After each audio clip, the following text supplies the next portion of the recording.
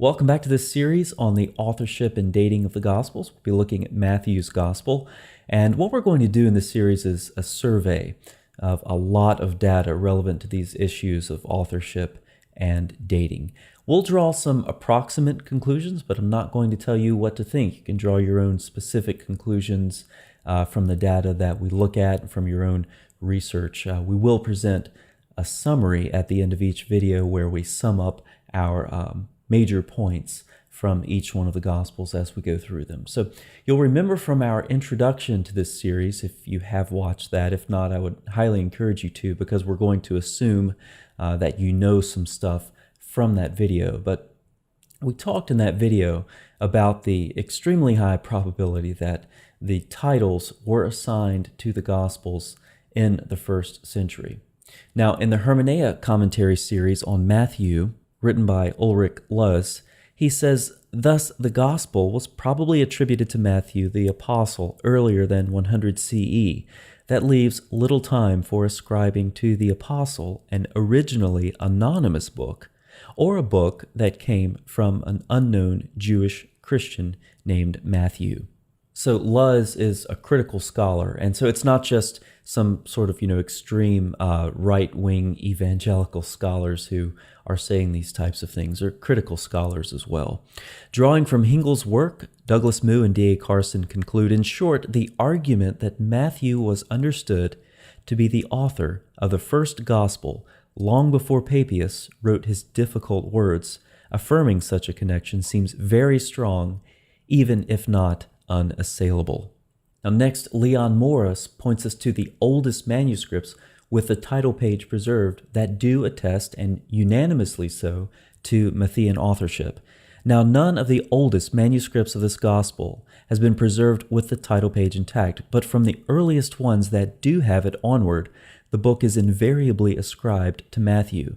This point is of greater weight than is usually recognized. We must face the fact that throughout antiquity it is accepted that Matthew wrote this gospel, and that there is no other name in the tradition. So I wanted to take this time to pull up CSNTM for you.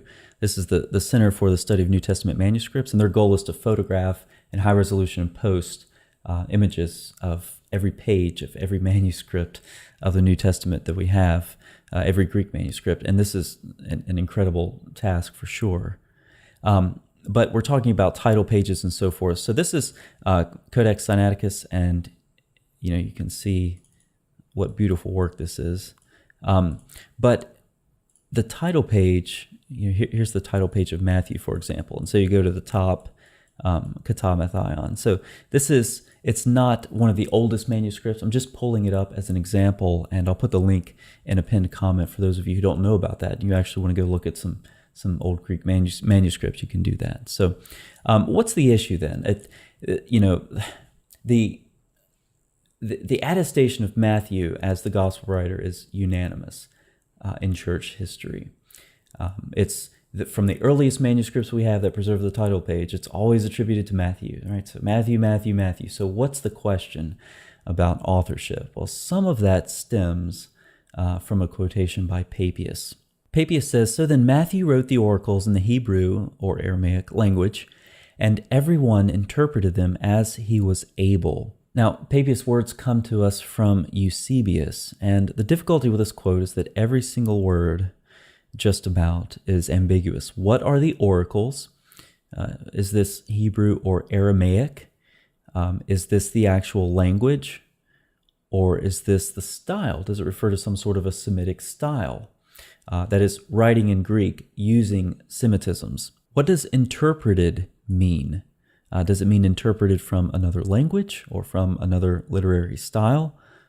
So let's kind of take these one by one, and we will present some differing opinions for sure as we go through this. But let's first address the issue of the language Matthew's gospel was originally written in. Carson and Moo say the mix of text forms in Matthew's gospel suggests writing in Greek, but with knowledge of Semitic languages. There are detailed verbal connections in Greek between Matthew and Mark, and Matthew does not read like a translation from a Semitic language to Greek. So you can see how Papias' words are, a bit difficult. How are we to understand this? Well, we'll talk a little bit more about that later, but with respect to Matthew, Papias clearly attests to Matthean authorship. R.T. France notes, patristic tradition is unanimous that the author was Matthew, and no other Matthew is suggested than the disciple of that name whose call is described in Matthew 9, verse 9. The Church Fathers are unanimous as well. Carson and Moo say, without exception, the Church Fathers, held that the Apostle Matthew wrote canonical Matthew and that it was first written in Semitic. That is true, for instance, of Irenaeus, Tertullian, Origen, Eusebius, and Jerome. So you can see how when the authorship of Matthew comes up, then this quote from Papias comes up, and that gets dragged into the picture. So now you're talking about the language that Matthew was originally written in. Do you want to say, okay, it was written in Semitic language, or it was written in Greek with Semitic style, or do you want to say Papias was wrong that it was written in Semitic? He was thinking of some other Hebrew writing, but he was right about Matthean authorship, right? So you can see how these two issues can kind of become entangled, but they don't necessarily have to be. Carson and Moo are on the side of Papias referring to a Semitic language, and they say, in short, the evidence leads to a difficult conclusion. We are gently nudged to the conclusion that Papias was wrong when he claimed that Matthew was first written in Aramaic. Now, how could Papias have been wrong about this? Well, they suggest a couple of options. It was a natural conclusion since Jesus' ministry was among the Hebrews.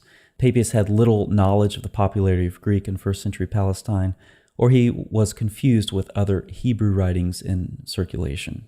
Now, this is not the only option. Gundry offers a thorough analysis on this issue, and the Hebrew dialect, he's referring to Papias' words, a Hebrew dialect, then, does not imply that Matthew wrote in the Aramaic language.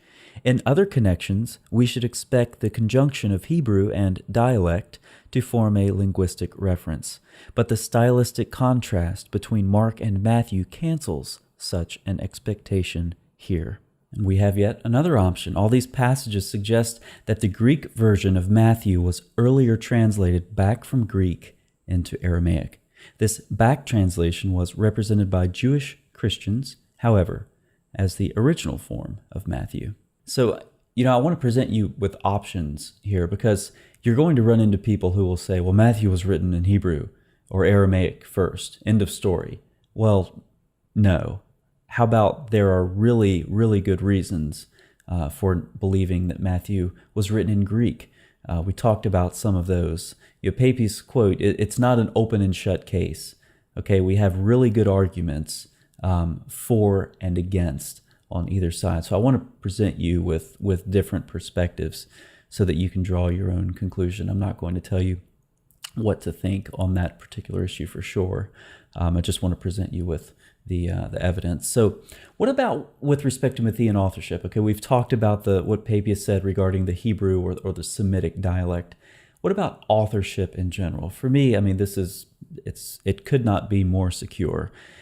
So let's look at some evidence for internal authorship first. From the characteristics of the gospel noted above, we may reasonably infer that its author was a Jewish Christian with an extensive knowledge of and a strong interest in the Old Testament, familiar with scribal traditions and with the methods of rabbinic debate, and capable of writing in good Greek, even though his own cultural background was clearly Semitic.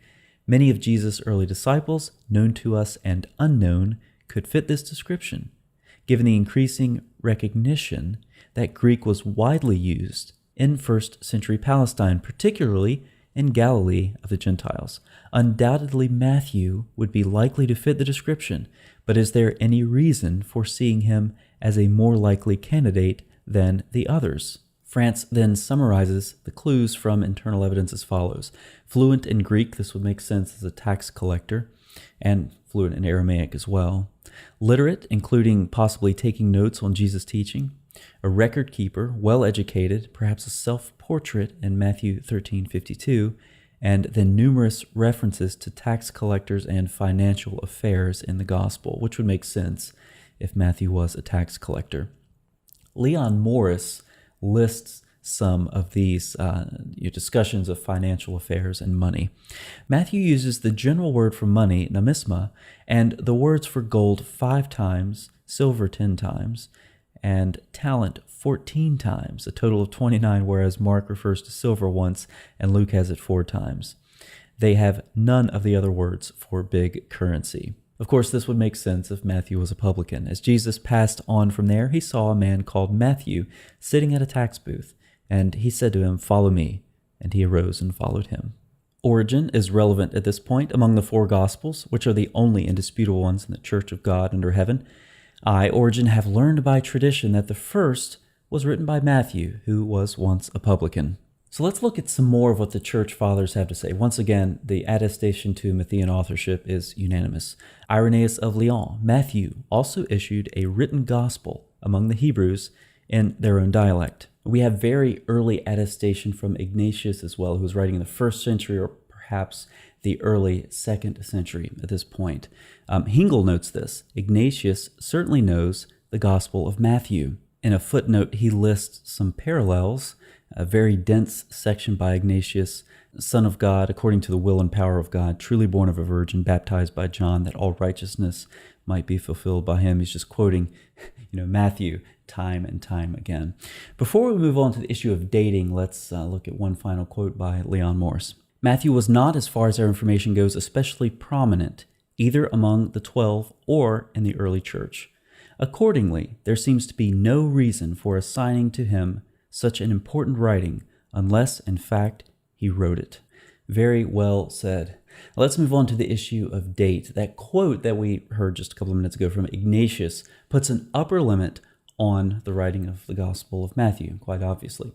There are certain presuppositions that go into dating the Gospels. Every scholar has them. Let's look at a couple. So the first one would be Markan priority, assuming that Mark's Gospel was written first. Okay, whatever date you put for Mark's Gospel, Matthew has to be after that. Okay, so that's an assumption. Another one would be apparent anachronisms. You're not going to run into this directly with Muslims, but indirectly.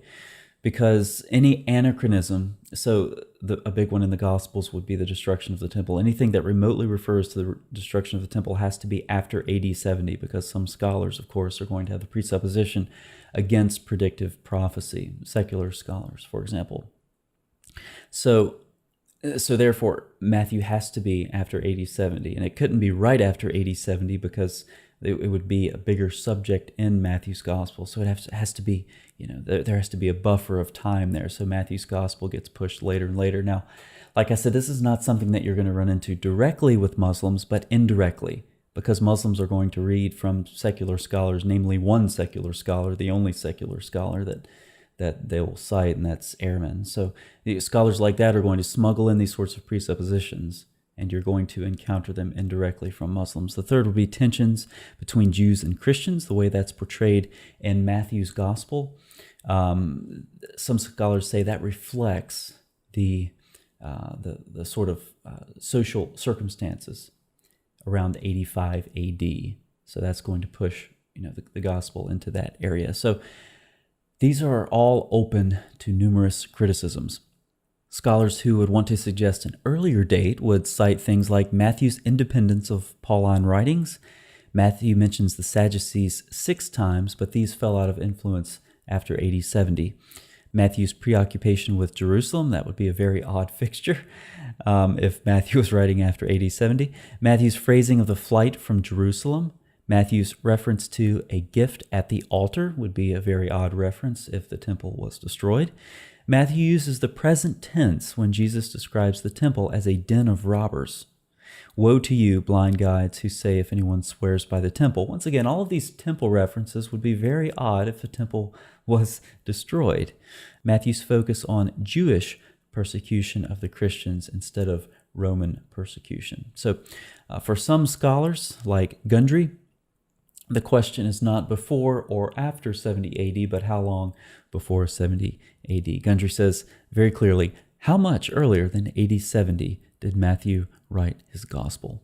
Now, Gundry is one of those scholars who can sway the scholarly consensus, and he appears to attempt that here. Many recent sociological studies of Matthew are flawed by the unargued assumption that Matthew wrote after AD 70. Further, such studies should reposition Matthew before AD 70. So where does this leave us with authorship and dating of Matthew's Gospel? Well, I would suggest some things to keep in mind as we summarize our findings from this video. We do have internal evidence in the Gospel that matches Matthew's description. It's highly unlikely that Matthew was originally written in Semitic. It's improbable that the Gospel could have been renamed from another author and distributed so quickly. The book is universally ascribed to Matthew in ancient tradition. There is no indication that the Gospel ever circulated without an appropriate title, and prior to AD 70 is most plausible.